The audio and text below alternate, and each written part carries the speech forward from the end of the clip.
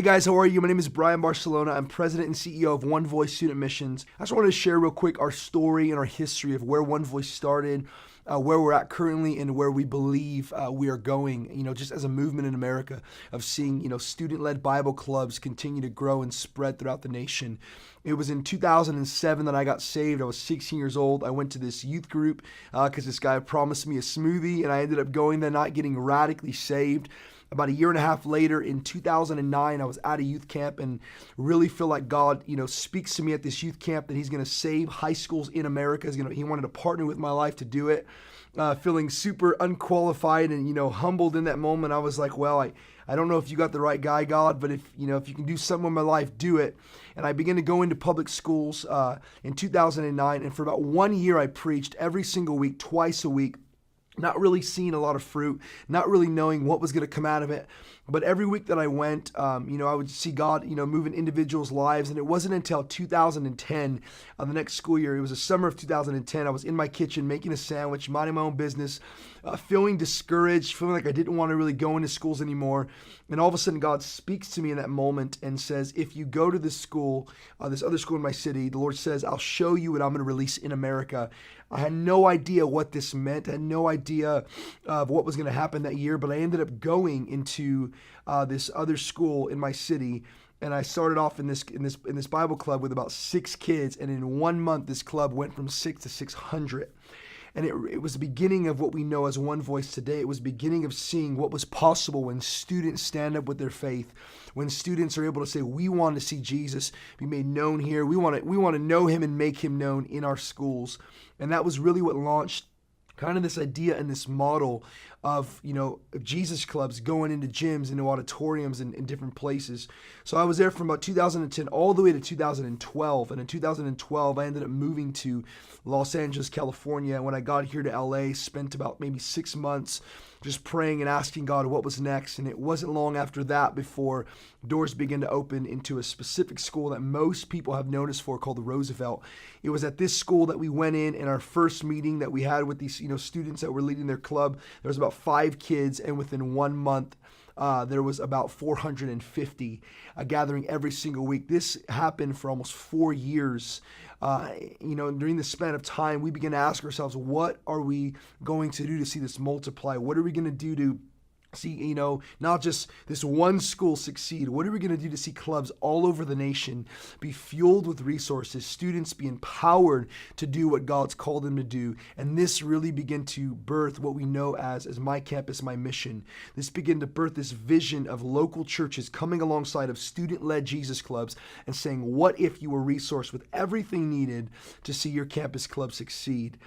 This was the birthing of what we felt like was the hour of the church. We felt like the Lord specifically said, you are not to be a parachurch ministry, but you are to be an empowered church ministry.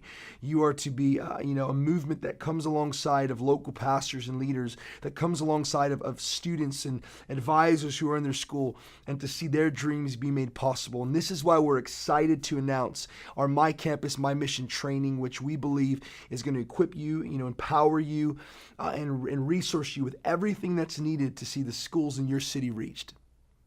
So some issues we've seen that have held people back in the past, whether you're a student, a teacher, a pastor, a leader, of reaching schools, we've seen number one is just the lack of knowledge. A lot of times people, have came up to me and said, hey, it's, Jesus is illegal in schools. And the reality of it is He's not.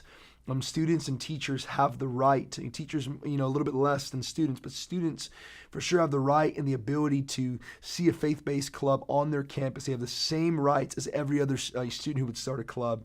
So we really want to, through these trainings, break kind of that, lack of knowledge and really, resource you, again, with just knowledge of what you'll need to go on your campus. Again, we really feel like when knowledge comes, fear also breaks. As you know truth sets you free. And that applies also when you're going onto a campus and you may have felt like, I don't know, what to do, how to do it. I don't know how to communicate. How do I preach? We want to put these, resources and tools in your hands so you're able to do that. And the other thing is just, no encouragement. We've seen that a lot of times people have had these sparks and ideas of, man, I want to go reach a school, but I feel totally alone.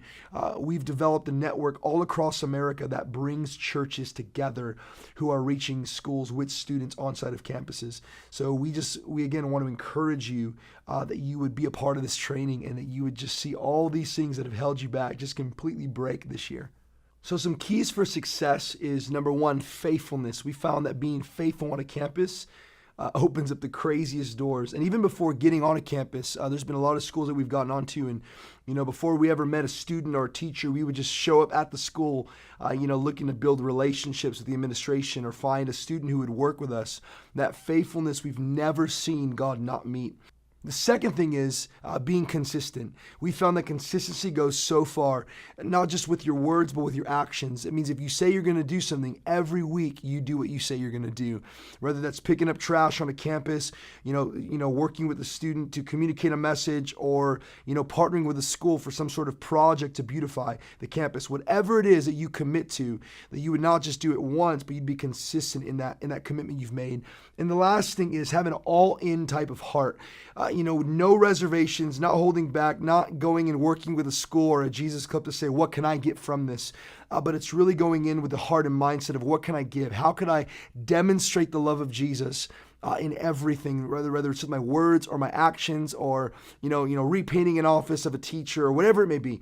Whatever it is that I have to do to show the love of Jesus, that's exactly what I want to do. I want to have an all-in type of heart.